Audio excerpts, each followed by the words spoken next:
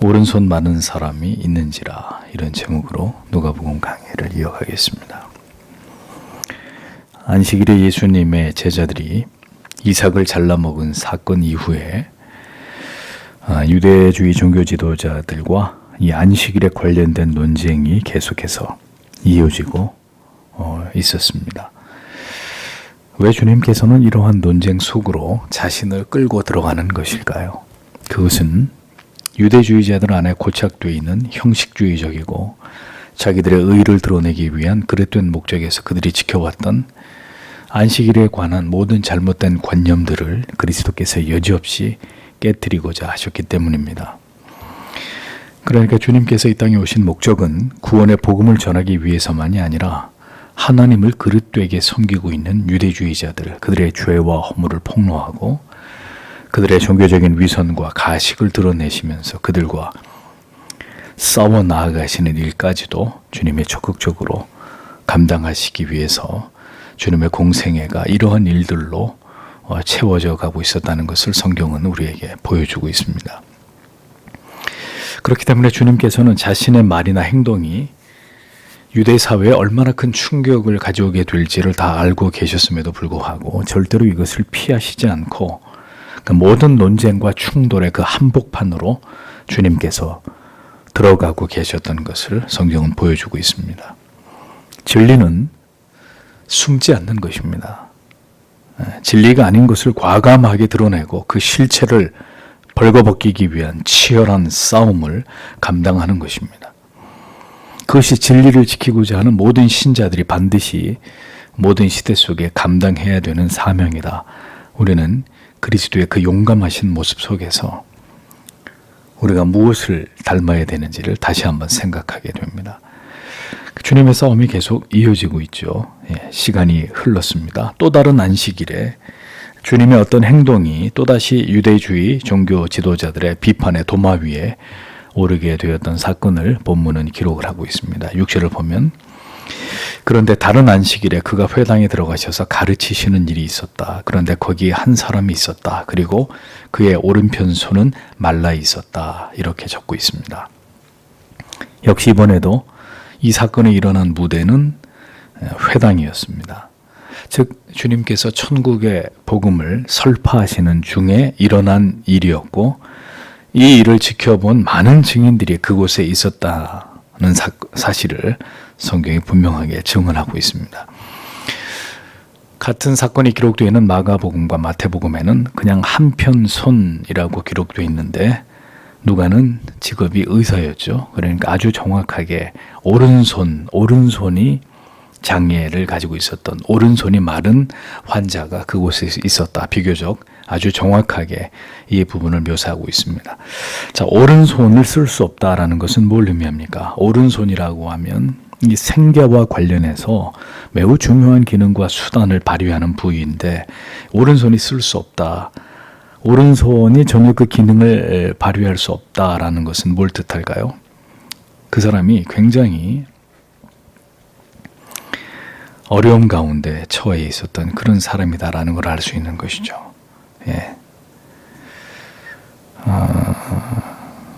전혀 생계를 위해서 어떤 역할을 할 수 없는, 그래서 모든 면에서 어렵고 힘들고 절망적인 이런 상황에 놓여 있었던 그런 사람이었다라는 것을 쉽게 추측해 볼 수 있습니다.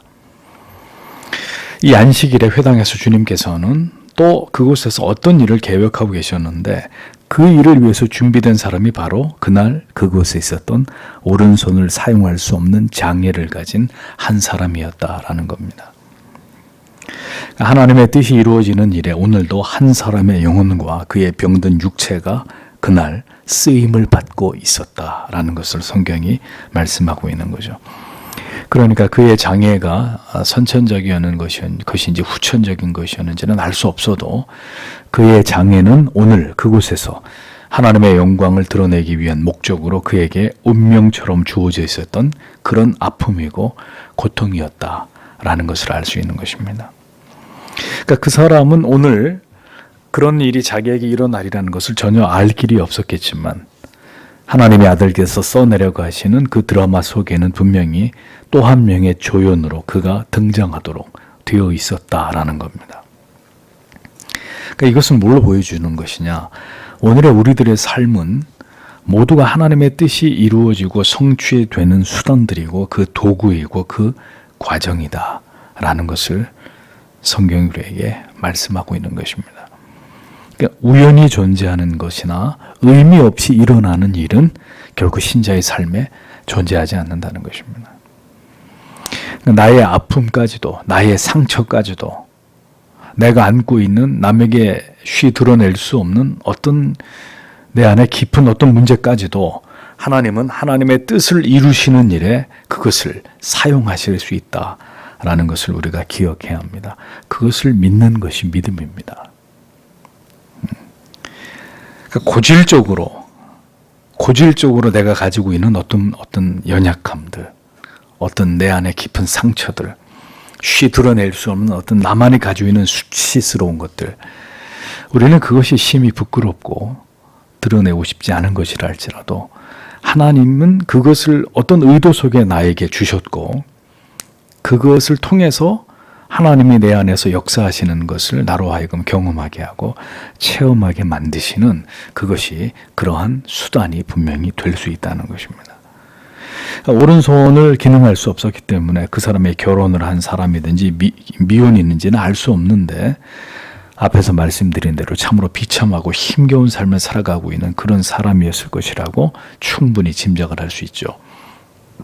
아마도 빈군과 여러 어려움 속에서 절망과 낙심 가운데 살아가고 있는 그런 처지가 아니었을까 생각해 보게 됩니다. 자, 그런데 그 장소에 또 다른 불청 계획이 있었습니다. 7절에 그런데 서기관들과 바리새인들이 안식일에 그가 병 고치는지 어떤지 그를 지켜보고 있었다. 그들이 그를 고소할 것을 찾으려고 이렇게 기록이 되어 있습니다. 예수님께서 안식일에 그들의 상식으로 도무지 이해할 수 없는 어떤 행동을 하실 것이라는 것을 유대주의 종교 지도자들이 알고 있었습니다.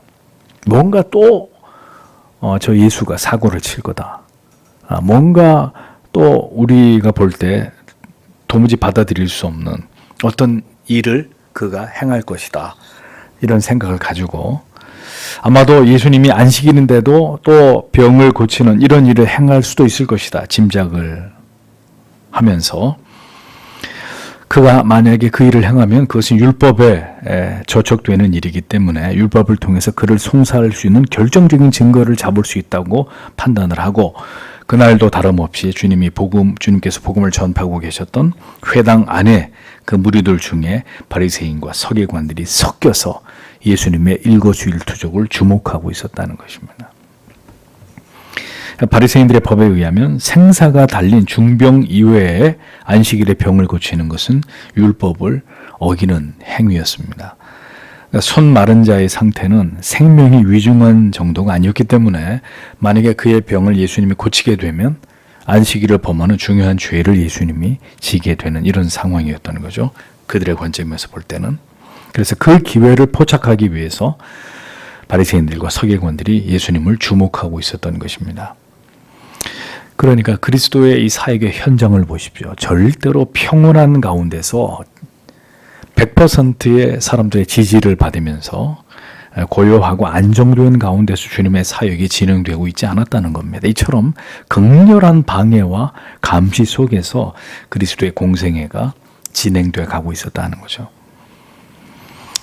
참된 진리와 복음이 전해지는 곳에 그리고 참된 믿음의 길을 걸어가려고 하는 성도의 삶의 평안은 쉽게 찾아오는 것이 아닙니다.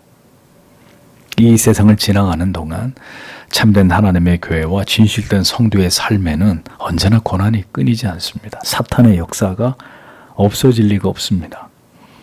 보십시오. 마귀의 방해가 예수님께서 복음을 전하시는 곳마다 따라다니면서 역사했던 것을 보여줍니다. 그러니까 지금도 마찬가지입니다. 지금도 참된 복음과 진리가 전해지는 곳에는 언제나 끊이지 않고 이것을 저지하려는 사탄의 역사가 일어납니다. 기어이 그 일을 가로막으려고 하는 회방하는 일들이 벌어지게 되는 것입니다.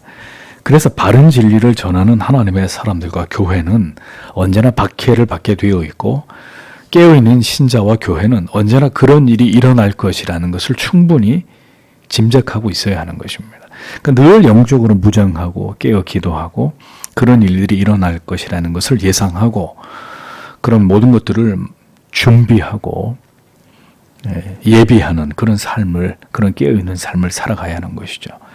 그러니까 또다시 서기관들과 바리새인들이 좋아하는 그림들이 그려지고 있었습니다. 이번에는 아주 확실한 고소의 증거를 확보할 수 있는, 그럴 수 있을 것이라 여겨지는 상황이 지금 그들 앞에서 펼쳐지고 있었다는 것입니다. 8절을 보면,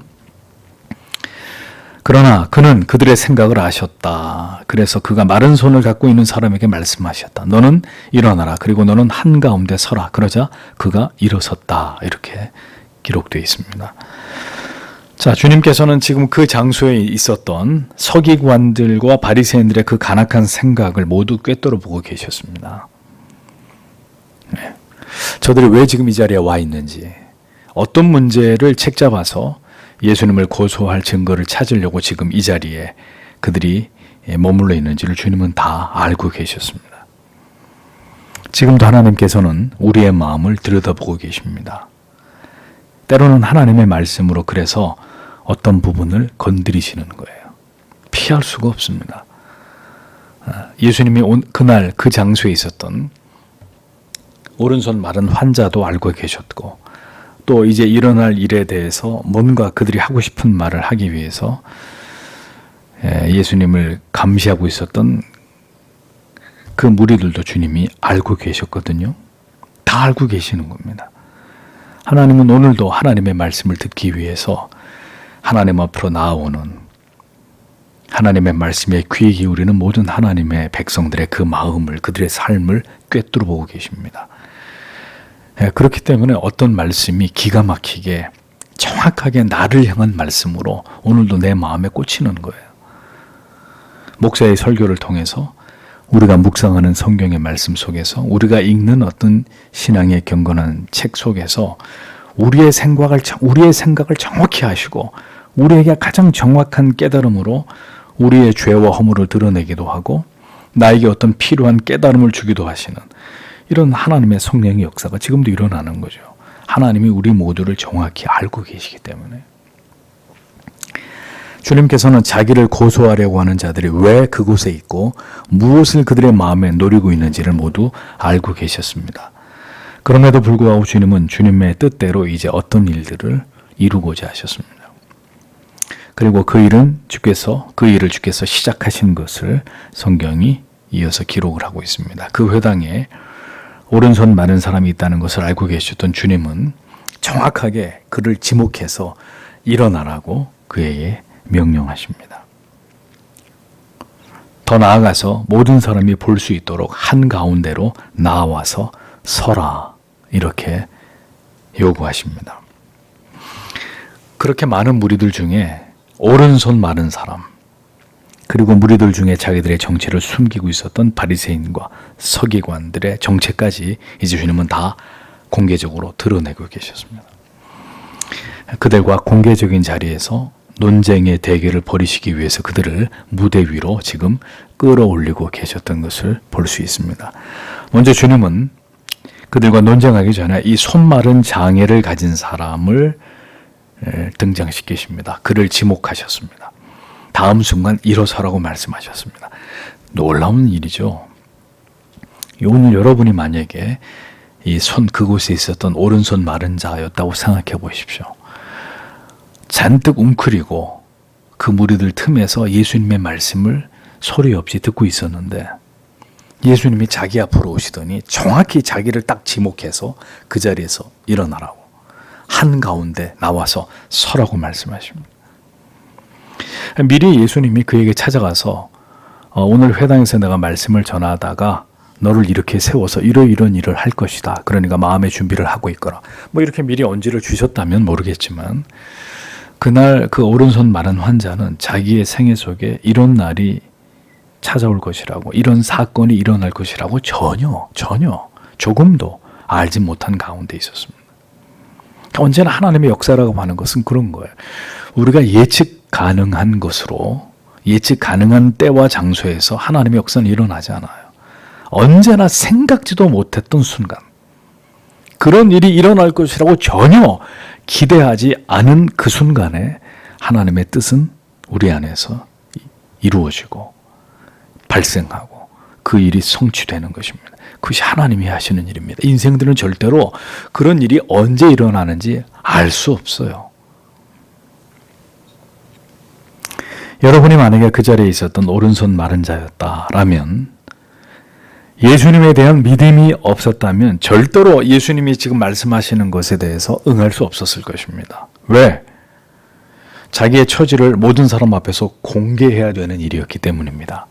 만약에 그 자리에 있었던 사람이 오른손 마른, 한눈에 봐도 형색이 보잘것없는 그런 사람이 아니라 굉장히 드러낼 것이 많은, 자랑할 것이 많은 사람이었다면, 그래서 예수님이 사람들 앞에서 그를 이렇게 세우신 것이라면 뭐 아주 당당하게 자랑스럽게 벌떡 일어났을 것입니다.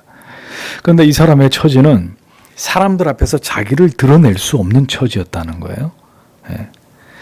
인간은 다 마찬가지입니다. 우리 모두는 우리의 연약함을 감추고 싶어하는 본성이 있습니다. 우리의 수치를 가리고 드러내고 싶지 않는 마음이 우리 모두에게 있습니다. 그건 예수를 믿었다고 해서 어느 날 하루아침에 사라지는 게 아니죠. 공개적으로 사람들 앞에서 나의 치부를 드러내는 일은 그보다 더 큰 그리스도에 대한 사랑과 믿음이 없다면 불가능한 일입니다. 불가능한 일입니다. 주님께서 치유하심을 믿는 그 믿음 없이 자기들의 치부를 드러내기 때문에 그 결과는 뭐예요? 시험에 드는 거예요. 그 사람이요. 그리스도를 향한 믿음 없이 자기의 어떤 부분을 공개했다가 그것으로 인해서 사람들에게 상처를 받으니까 100이면 100 다 넘어지는 거예요. 시험에 드는 거예요. 공동체 안에서 이것이 나의 허물이고 수치라고 여기는 마음보다 지체들과 함께 그것을 나누고 주의 치료하심과 긍휼하심과 자비하심을 구하려고 하는 마음이 믿음 안에서 더 강하게 역사하지 않으면 절대로 우리 자신을 오픈할 수가 없습니다. 그래서 오늘날 많은 사람들이 교회를 다녀도 절대로 자기의 치부는 드러내지 않아요. 그럼 그건 하나님이 원하시는 믿음이 아닌 거예요. 전부 다 가식적이고 위선적인 믿음인 거예요. 좋은 것만 보이고 나쁜 건 다 감춰버리는, 그 안 믿는 사람들하고 우리가 그럼 뭐가 다릅니까? 믿음으로 자신을 내려놓는 것입니다. 하나님께서 고치시고 회복시키시고 함께 나누고 기도할 때 하나님이 역사하심을 알기 때문에 성도는 성도에게, 목회자에게 아무것도 숨기지 않고 모든 것을 드러낼 수 있는 것입니다. 주님이 원하시는 게 바로 그런 믿음인 거죠. 여러분, 병원에 가서 수술 받을 때 의사가 혹은 어떤 검사를 받을 때 탈의하십시오. 그러면 안 하는 환자가 있어요? 그러면 치료를 못 하니까 의사가 그럼 돌아가라고, 여기 왜 왔냐고 꾸짖죠. 그래서 의사가 벗으라 그러면 벗고 치료받고 수술대 위에 올라가야 되잖아요. 도리가 없는 거예요, 살려면. 영혼의 깊은 상처와 아픔과 어떤 문제가 있는데 그걸 하나님 앞에서 또 믿음의 공동체, 지체들 앞에서 그것을 오픈하지 않는다. 그럼 끝까지 가져가시던가. 믿음으로 우리 자신을 벌거벗는 것입니다. 하나님이 고치신다. 우리 안에서 우리의 기도를 통해 성령이 역사하신다. 그 믿음이 있기 때문에 드러내는 거예요. 내 수치를 내 죄를 드러내는 거예요. 그럴 때 하나님의 은혜가 임하는 것입니다. 하나님이 그것을 그에게 지금 요구하시는 것이죠. 일어나 한가운데 서라. 주님의 명령에 그는 주저하지 않고 순종해서 그 자리에 일어섰습니다. 성도 여러분, 일어서세요. 일어서십시오. 감추고 숨겨두지 마십시오. 언제까지 그렇게 하실 건데요? 그럼 그 문제가 저절로 해결되나요? 주저하지 말고 주를 의지하여 그곳에 있는 그 어떤 사람도 의식할 필요 없이 오직 주님만을 바라보고 언제든 나의 모든 것을 주님께 드러낼 수 있는 믿음을 성도 여러분, 하나님 앞에 갖기를 사모하십시오. 그게 정말 믿음이에요. 이 시대의 그리스도인들은 너무 많은 걸 감춰버려요. 절대 드러내지 않아요. 그럼 예수는 뭐를 믿냐 이겁니다. 다 숨기고 감추고 가리고 안 그런 척, 그렇게 할 거면 뭐로 예수를 믿어요? 하나님의 불꽃 같은 눈앞에서 아무것도 감춰질 수 있는 것이 없는데 드러나면 부끄럽다고요? 여기 죄 없는 사람이 어디 있어요? 여기 죄 없는 사람, 수치와 부끄러움 안 가진 사람 있으면 손 들어 보십시오. 인생은 다 똑같습니다. 다 어리석고 미련하고 그래서 죄를 짓고 추하고 부끄러움 투성이인 그런 존재들이 인간이잖아요. 그것을 주 앞에 드러낼 수 있는 믿음이 우리에게 필요한 것입니다. 주님께서 그것을 위해서 여러분에게 찾아오심을 믿으신다면, 그렇다면 더 이상 숨기지 말고 숨겨두어서는 안 되는 것입니다. 주님께서 일어나라, 너를 나에게 맡기라 말씀하실 때 안 됩니다. 주님, 저는 절대 못합니다. 저는 그러고 싶지 않습니다. 라고 말하는 것이 아니라 믿음으로 주님께 그 문제를 내려놓는 것입니다. 치유는 거기서부터 시작하는 것입니다. 주의 은혜가 우리에게 임할 때 우리는 주의 넓으신 품과 그 권능의 손 위에 우리를 올려놓아야 하는 것입니다. 어디로 도망가요? 뭘 숨겨요? 그렇게 해서 그게 해결될 일입니까? 그래서 우리에게 믿음이 필요한 것입니다. 믿음이 없으면 우리의 신앙이 절대로 앞을 향해서 굴러갈 수 없어요. 늘 그 자리에 있게 돼요. 늘 그 테두리 안에서 늘 자기 안에 그것을 움켜쥐고 해결도 못할 거면서 그걸 끌어안고 끙끙거리는 삶에서 조금도 벗어나지 못하는 것입니다. 9절을 보십시오. 그런데 예수께서 그들에게 말씀하셨다. 내가 너희에게 묻는다. 안식일에 선을 행하는 것이 합법적이냐 또는 악을 행하는 것이냐, 생명을 구하는 것이냐 또는 죽이는 것이냐, 이렇게 기록이 되어 있습니다.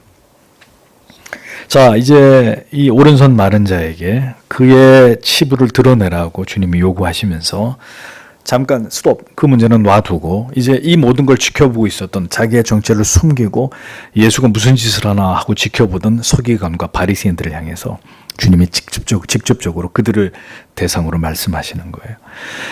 안식일을 가장 잘 지킨다고 스스로 여기는 유대주의 종교 지도자들, 그들에게 주님이 질문을 던집니다. 안식일에 선을 행하는 것과 악을 행하는 것, 생명을 구하는 것과 멸하는 것 중에 어떤 것이 하나님 앞에서 더 옳은 가치이냐? 너희들이 한번 대답해봐라. 이렇게 질문을 던지셨습니다. 예수님은 안식일에 선을 행하는 것과 악을 행하는 것, 생명을 구하는 것, 죽이는 것, 여기에 비유하셨습니다. 안식일에 선을 행하고 악을 행하는 것은 살리고 죽이는 문제만큼 이게 중요한 문제다. 어려움에 처한 사람을 돕는 것은 언제나 가장 우선시 되어야 하는 일임에도 불구하고 유대주의 종교 지도자들의 그들의 외식주의, 형식주의, 그것이 만약에 이런 것들을 금하게 한다면 그것은 단언코 생명을 죽이는 악한 일이 될 뿐이다. 주님의 요지는 바로 그것이었습니다. 기준이 다른 거예요. 기준이. 이들은 사람이 죽든지 말든지 율법을 지킴으로써 자기들의 의를 드러내는 게 우선이라면 주님은 그따위 율법 집어치우고 어려움을 당한 네 형제를, 지체를 건져내라. 그게 하나님의 뜻이다. 그게 선이다. 그게 생명을 구하는 가치 있는 일이다. 이렇게 기준점이 완전히 달랐던 거죠. 유대주의자들과 예수님의 포인트는 무엇을 중요하게 여기냐의 문제는 이렇게 시각이 달랐던 것입니다. 율법주의에 치우쳐서 형식을 지키는 일에는 열심히 매달리면서 생명을 구하고 고통을 당하는 자들을 돌아보는 일은 방관하고 있다. 그럼 그게 어떻게 선이냐? 그게 어떻게 하나님 앞에서 선이냐? 주님께서는 아주 예리하게 유대주의자들의 위선을 공격하고 계셨던 것입니다. 형식은 중요하게 여기면서 정작 마땅히 베풀어야 될 사랑과 선행을 외면한다면 하나님이 절대로 기뻐하시는 바가 아니다. 그것은 악하고 거짓된 믿음일 뿐이라고 주님께서는 그들에게 일갈하고 계셨다는 것입니다.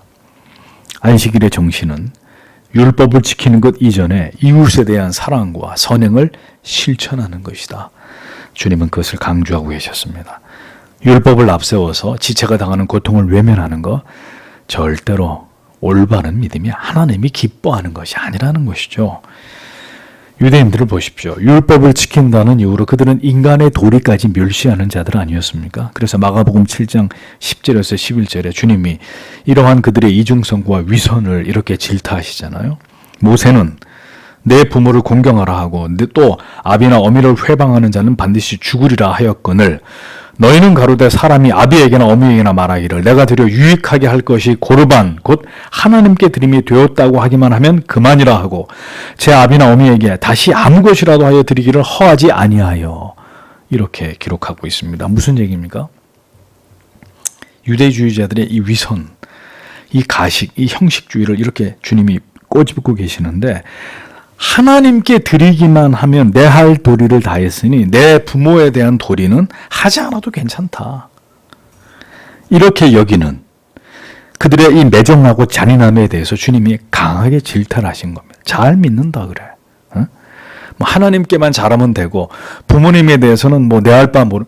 그게 하나님이 원하시는 믿음이냐 이 한심한 인생들아. 주님이 그렇게 이 유대주의자들의 매우 비뚤어진 이런 신앙에 대해서 그들의 잘못된 사고에 대해서 질타하고 계셨습니다. 하나님에 대한 사랑과 이웃에 대한 사랑은 절대로 분리될 수 없는데도 불구하고 유대인들은 이렇게 굉장히 뒤틀린 사고를 가지고 하나님을 그릇되이 신앙하는 그런 자들이었다는 거죠. 하나님을 지극히 사랑한다면 사람에 대한 도리와 사랑도 하나님께서 보시기에 아름답고 합당하게 행하는 것이 옳은 것입니다. 율법을 지키는 일에는 열심을 내어서 그것으로 자기들의 의가 드러나는 일에는 집착하면서 고통을 당하고 도움을 필요로 하는 영혼에 대해서는 무관심과 사랑의 의무를 도외시하는 이런 믿음은 하나님이 적어도 하나님이 인정하시는 믿음은 아니다라는 것입니다. 사람을 영혼을 긍휼히 여기고 선행을 향하여 돕는 것은 하나님을 사랑하는 모든 성도님들의 의무이고 책임입니다. 우리가 바른 진리를 추구한다고 하면서도 우리가 지체들에게 냉담하고 무관심하다면 지금도 어려움과 여러 가지 어떤 고난과 슬픔 가운데 있는 지체들의 그 어려움을 우리가 돌아보지 않는다면 그들을 섬기는 것을 우리가 방치하고 있다면 방관만 하고 있다면 우리의 믿음 또한 바리새인들과 서기관들의 위선적이고 가식적인 것과 절대로 다를 바 없다는 거예요. 주님께서는 오른손 마른 환자를 고치시면서 바로 이 유대주의 종교 지도자들의 이 같은 모순되고 위선된 신앙을 질타하고 그들을 책망하고 계셨다는 것입니다. 주님께서 회당에서 이 사람을 고치고자 하시는 데는 바로 이와 같은 의도와 목적이 있으셨던 것을 우리가 확인할 수 있는 것입니다.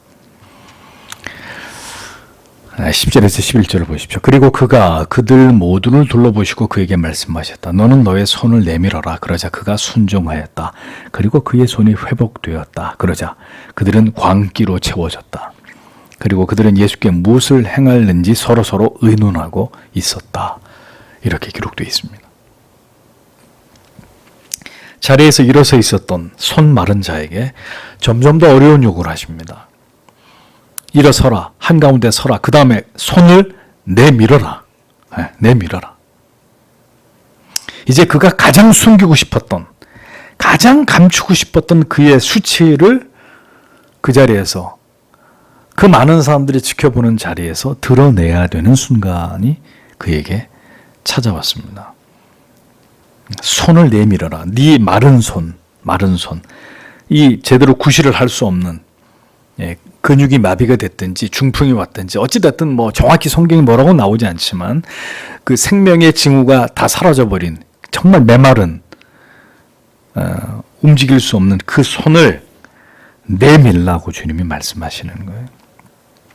성경에 저가 그리하매 이렇게 기록함으로써 주님이 손을 내밀어라 라고 말씀했을 때 그가 주저하지 않고 그 말씀에 조금도 주저하지 않고 순종했던 것을 성경이 분명히 묘사하고 있습니다. 예수님의 말씀이 그에게 부담이 될 수 있었을까요? 없었을까요? 분명히 그에게 부담이 됐을 것입니다. 그러니까 다시 말씀드립니다. 만약에 그 부담이 그리스도에 대한 믿음보다 컸다면 그는 절대로 주님께 손을 내밀었을까요? 내밀지 못했을까요? 내밀지 못했을 거예요. 지금 자기가 느껴야 되는 수치심보다 그리스도에 대한 믿음이 더 컸다면 절대로 손 내밀지 않고 그대로 문을 열고 바깥으로 뛰쳐나가든지 끝까지 그 손을 감추고 주님의 명령에 순종하지 않든지 그런 행동을 보였겠죠. 네. 여전히 손을 내밀지 않는 그리스도인들이 많아요. 여전히 완고하게 자기 고집 속에 자기를 가두고 두고 주님이 이렇게 말씀하시는데도 순종하지 않는 하나님의 사람들.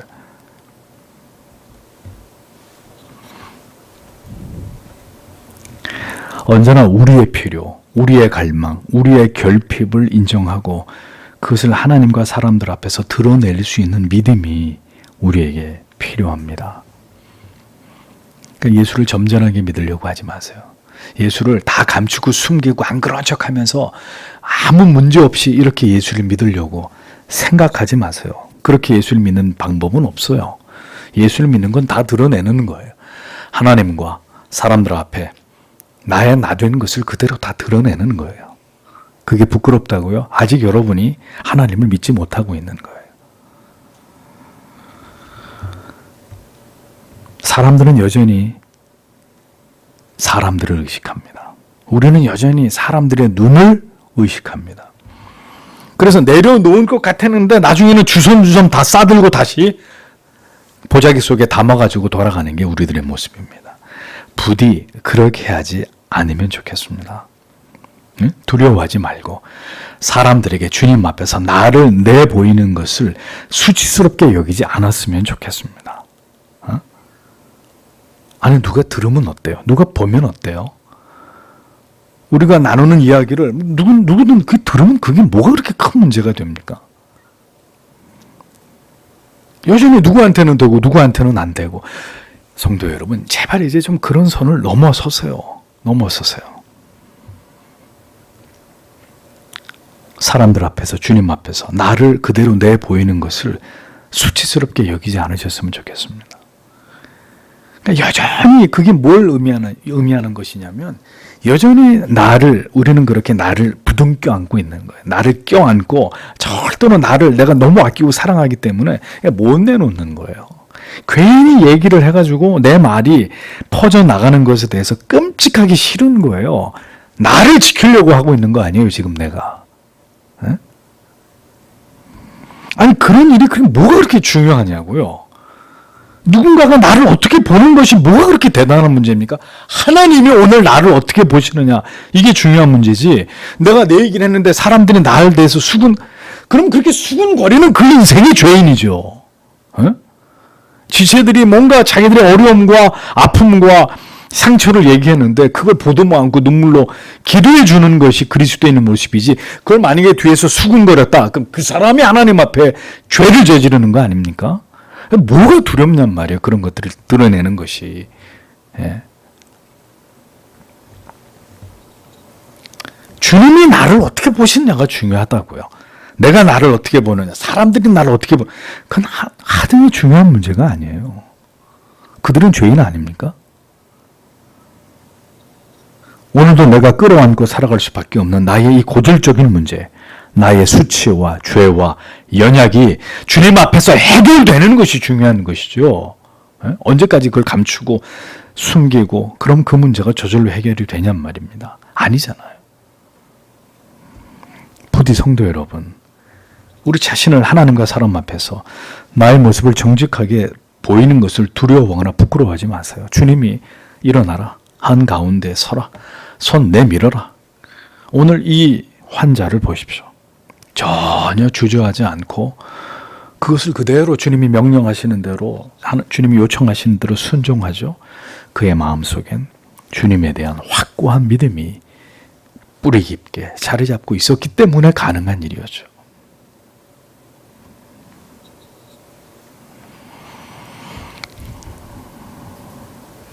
우리가 사람들 앞에서 나를 정직하게 드러내다가 때로는 황당한 일이 일어날 수도 있어요. 누군가가 그 모임에서 한 얘기를 악의적으로 다른 사람들한테 퍼뜨릴 수 있어요. 대부분 그런 일이 일어나지 않지만 모두가 염려하고 걱정하면서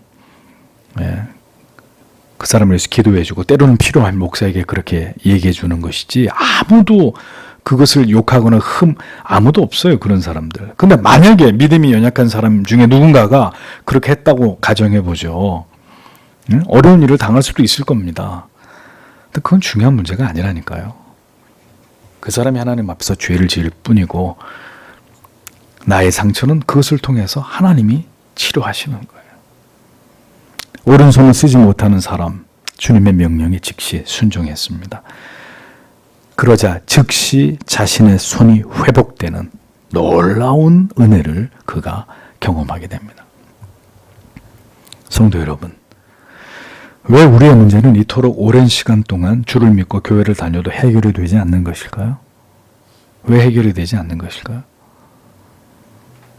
오늘도 여러분이 가장 의식하는 게 뭡니까 도대체? 우리가 가장 의식하는, 교회 다니면서 우리가 가장 의식하는 게 뭐예요? 사람들의 시선이에요? 다른 성도들이 나를 어떻게 생각할까? 그거예요? 드러날 나의 부끄러움 때문입니까? 안 부끄러운 인생이 어딨냐고요. 부끄럽지 않은 인생이 어딨냐고요. 우리 중에. 누가 그럼 주님 앞에 나올 수 있겠습니까? 다 똑같단 말이죠. 아무도 다를 사람이 없어요. 다 죄인이에요. 다 허물투성이에요. 그렇게 꽁꽁 싸매고 보여주지 않고 숨겨두니 그 문제가 어떻게 해결되고 응답되겠습니까? 일어서서 한가운데 서서 이제 손을 내어 밀라고 말씀하신다면 지금 그 문제를 모든 사람 앞에서 드러내라고 말씀하신다면 순종해야죠. 아, 지금 이로구나. 이때로구나. 주께서 그걸 나에게 원하시는 것이로구나. 뭐를 주저합니까? 주님은 조용히 다가가셔서 이리 와. 너 손 아프지? 내가 고쳐줄게. 은밀하게 그를 고치지 않았습니다. 모든 사람들이 보는 회당에서 공적으로 그를 드러내시고 그의 병을 드러내셔서 그를 고치셨습니다. 왜? 하나님께 그 일을 통해 영광을 돌리기 위해서. 그 일이 일어나는 것을 통해서 아버지가 받으셔야 될 영광을 받으시도록 주님은 그렇게 하신 것입니다. 여러분, 왜 내 수치가, 내 허물이 드러날 때 왜 내가 창피하다는 것만 생각하시고 나의 이 허물을 통해서 하나님이 영광을 받으신다.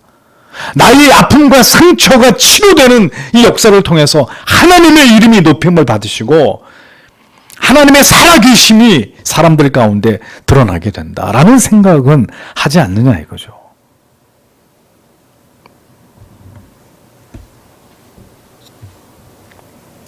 우리에게 그런 믿음과 이것을 아는 지식이, 지혜가 있어야 하는 것입니다.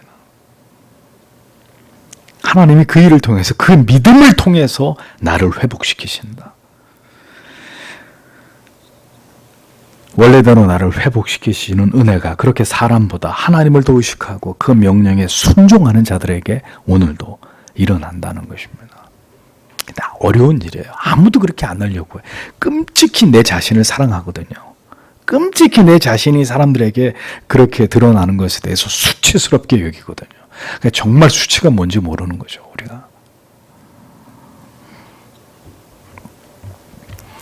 예수 그리스도를 공격하면서 율법의 잣대로 그리스도를 비난하려 하면 할수록 오히려 자신들의 허물과 위선이 폭로되자 유대주의 종교 지도자들은 이제 광적으로 분노하면서 어떻게 저놈을 죽이나, 어떻게 저놈을 처치할까? 그들은 더 심도 있게 그것을 논의하게 됩니다. 그리스도를 통해서 새롭게 선포되는 하나님의 나라, 하나님의 뜻을 그들은 도저히 받아들일 수가 없었던 것이죠. 왜? 자기들의 기득권들이 다 무너지니까. 오늘도 우리 안에 우리가 받아들이지 못하는 진리가 있습니까? 우리에게 수용되지 않는 어떤 신앙의 모습이 있나요? 그것이 우리를 자꾸 분노하게 만들 수 있습니다. 내가 믿어왔던 거하고 다른데, 내가 알아봤던 신앙과 다른 건데. 그러니까 나를 자꾸 깨뜨리려고 하는 참된 진리와 신앙이 나를 불편하게 만들 수 있습니다. 유대주의자들처럼. 그 왜 자꾸 저 인간이 쓸데없는 얘기를 하는 거야? 내가 믿어왔던, 나의 의가 되고 나의 자랑이 되는, 지금까지 내가 하나님을 믿어왔던 이런 방법들이 있는데 저 따위가 뭔데 지금 자꾸 이상한 얘기를 하고 우리를 이렇게 모욕하고 우리를 이렇게 멸시하는 건가? 저 존재가 뭔데? 발끈했던 바리새인과 서기관들, 우리 안에도 똑같은 모습이 있어요. 내가 믿고 싶은 하나님은 이런 하나님인데 자꾸 다른 하나님을 누가 나한테 얘기한단 말이에요. 다른 하나님의 말씀을 이제껏 들어보지 못한 다른 신앙을 자꾸 이야기한단 말이죠. 우리는 그것이 진실된 하나님의 말씀인지 마음을 열어서 받아들이려고 하지도 않고 우리 안에 일어나는 거부감과 불편한 마음을 드러냅니다. 왜 분노하는 것이죠? 그들이 왜 분노합니까? 내가 이해하고 받아들일 수 없다면 나에게 낯선 것이고 내가 수긍하기 어려운 것이면 진리를 할지라도 우리는 거부하고 불쾌하게 여기고 그것에 대해서 분노하는 거죠. 그게 우리 안에 있는 우리의 습성이에요. 네, 싫은 거예요. 그냥 싫은 거예요. 내가 알아왔던 것과 다른 거기 때문에 받아들이기 싫은 거예요. 생각해 보세요. 50년 동안 내가 어떤 식으로 예수를 믿었는데 누군가가 나를 보고 당신 그 신앙이 잘못된 믿음이요. 하나님의 말씀과 교회를 통해 볼 때 당신이 오늘까지 하나님을 신앙한 건 다 헛것이요 라고 말하면 뭐라고 하시겠어요? 아, 예, 알겠습니다. 가르쳐 주셔서 고맙습니다. 예, 내 신앙을 바꾸겠습니다. 이렇게 곧바로 그렇게 할 사람이 100에 몇 명이나 될까요?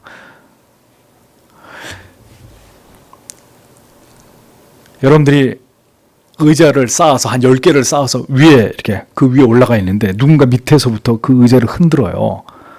그러면 여러분들이 뭐라고 하시겠어요? 소리를 지르면서 당신 왜 지금 내가 쌓아 올린 이것을 당신이 무너뜨리려고 하느냐? 당신은 뭔데 내 믿음에 대해서 이렇다 저렇다 말하는 것이냐? 그게 우리의 모습이에요. 아무도 다르지 않고 우리가 가지고 있는 우리의 모습이에요. 그래서 우리는 날마다 하나님 앞에 물어봐야 되는 거죠.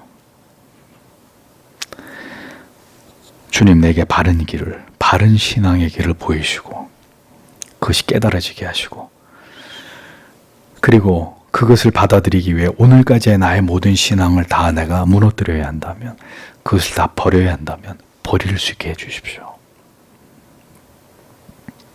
우리는 날마다 깨어져야 합니다. 우리는 날마다 부서져야 됩니다. 우리 안에 의로운 것이라고는 아무것도 없잖아요.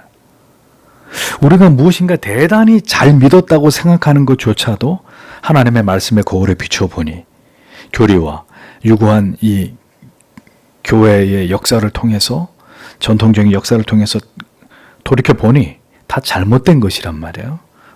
열심히 그렇게 부활절날 계란 까먹고 성탄절이라 그래서 막 파티하고 맨날 선물 교환하고 저에게도 그런 추억들이 있고 때때로 그렇게 했던 것이 그런 과거의 그런 그 향수가 남아 있어요. 여전히 크리스마스가 되면 캐롤이 듣고 싶어지고 선물을 주고받고 싶어지는 뭐 이런 마음들이 남아 있을 수 있겠죠.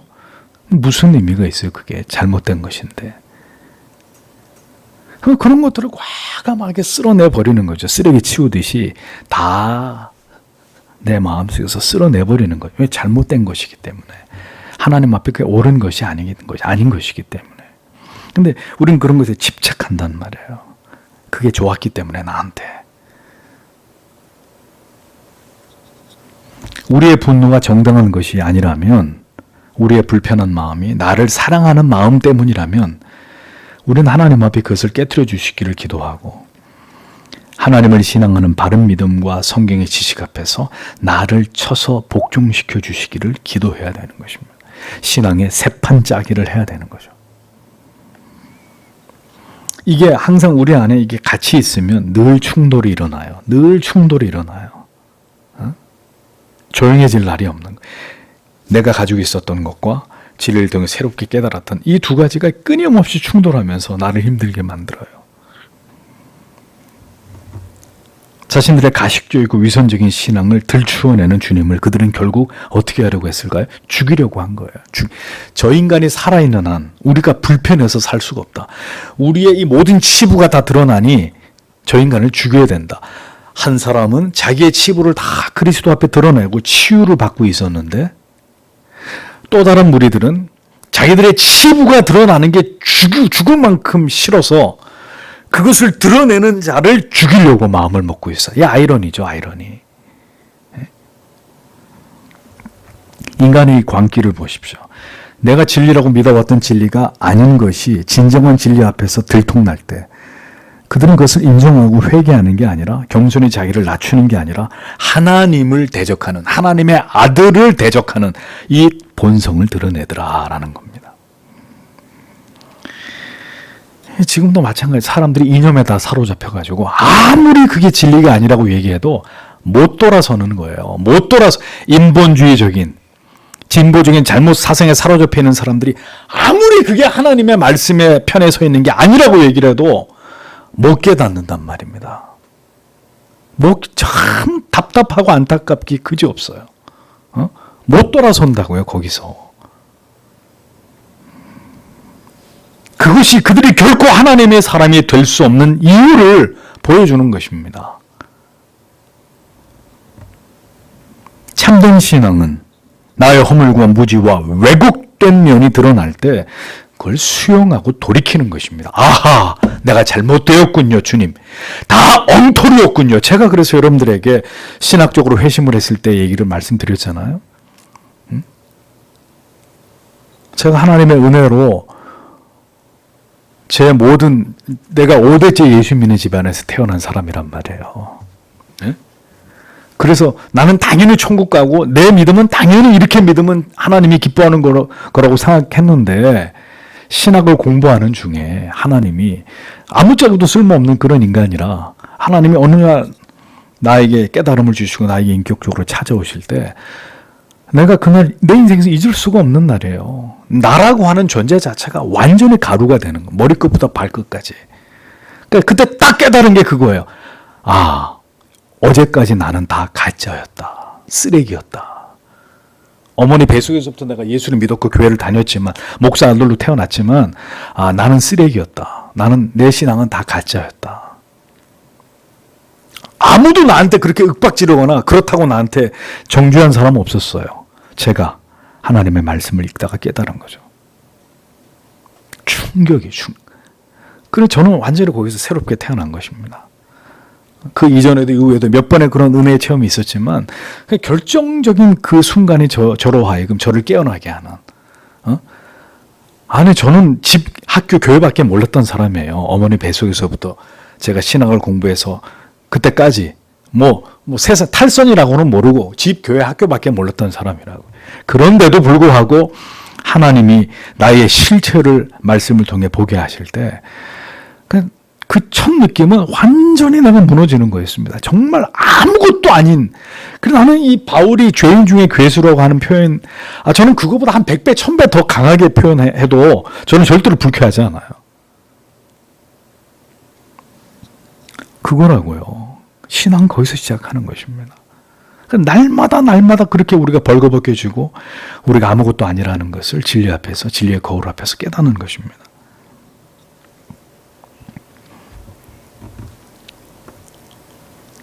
겸손히 받아들이고 잘못된 것으로부터 돌아서는 것입니다.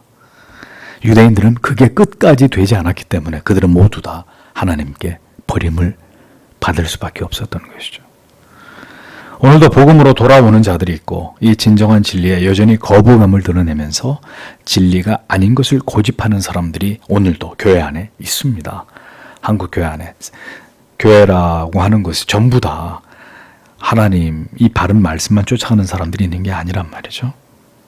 누가 진정한 하나님의 사람인지를 성경은 그래서 우리에게 잘 보여주는 것입니다. 수백 년 동안 하나님 안에 있었다고 믿었던 자들은 정작 하나님 밖에 있었고, 하나님 밖에서 그들은 이방인이었고, 유대인들이 볼 땐 버러지처럼 취급을 받았던 그런 존재들이었으나 그 이방인들이 유대인들보다 먼저 그리스도께로 돌아오게 만드시는 이 놀라운 하나님의 섭리를 사도 바로 로마서에서 얘기하고 있잖아요. 아무도 자랑할 수 없게 하기 위해서.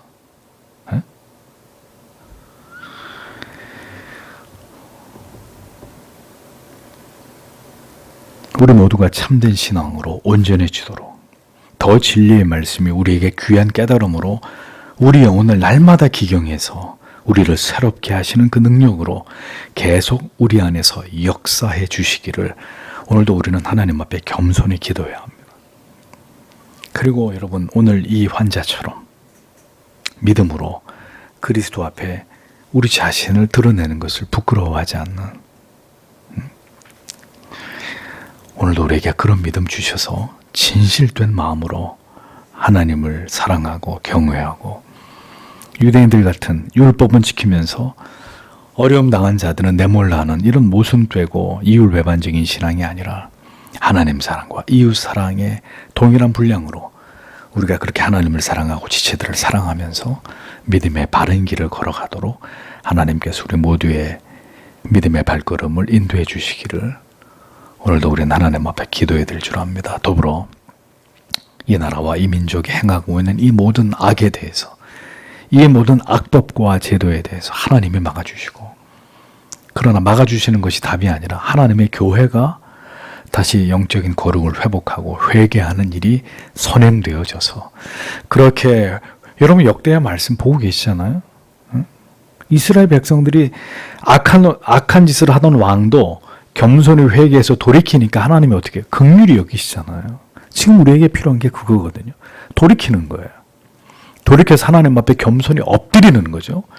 그럼 하나님의 마음이 분노해서 긍휼로 바뀌시는데도 그게 안 되면, 그게 교회를 통해 먼저 일어나지 않으면 이제 그 다음은 기어이 우리가 성경을 통해 보듯이 하나님의 징계와 진노가 우리에게 임할 수밖에 없는 것 아니겠습니까?